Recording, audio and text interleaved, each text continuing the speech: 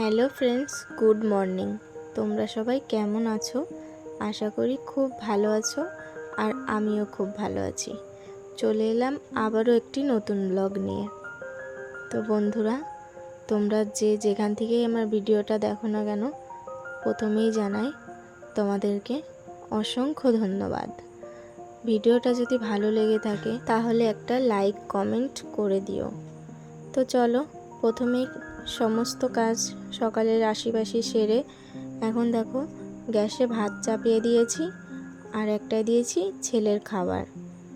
আজকে জানো তো, মা বাবা যাবে ডাক্তার দেখাতে, মানে বাবার ডাক্তার দেখাতে হবে, তাই তো তার জন্য মা বাবা আর ওটা ছিল ছোট পিসি, তো সবাই গেছিলো ডাক্তার দেখাতে।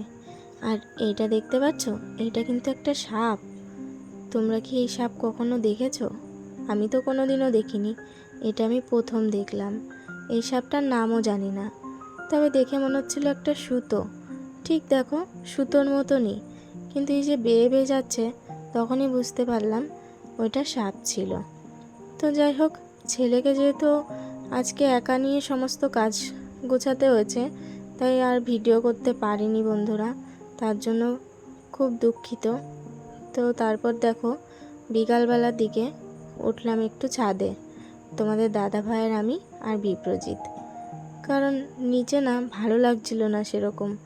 আমরা বাড়ির সবাই সব সময় এক জায়গায় থাকি, তো মানে ঘরটা সবসময় জমজমাট থাকে।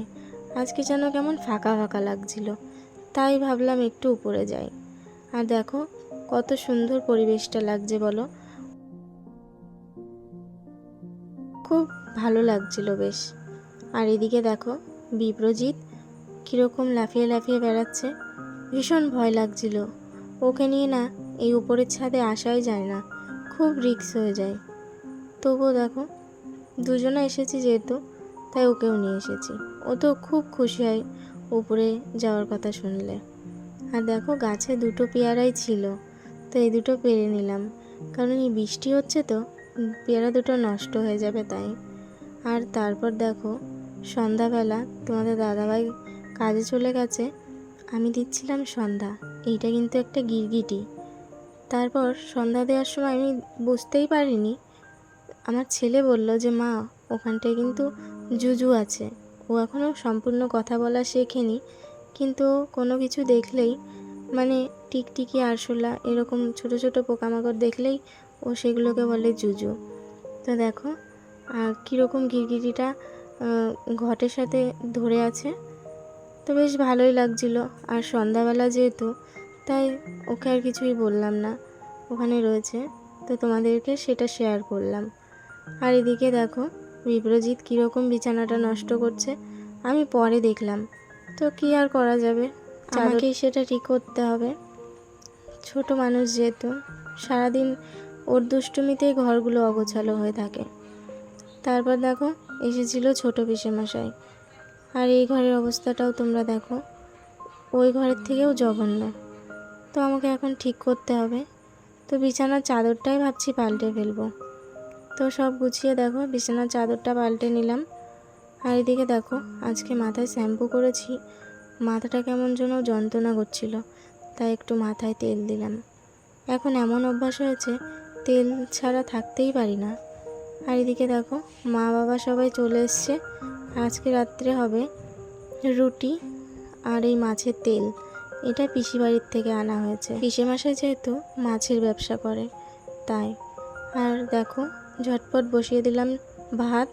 আর এদিকে দেখো আমি বাকি সবার জন্য রুটি করব, মানে আমি, মা, পিসি ভাত খাবো, তাই একটু অল্প করে ভাত বসিয়ে দিলাম।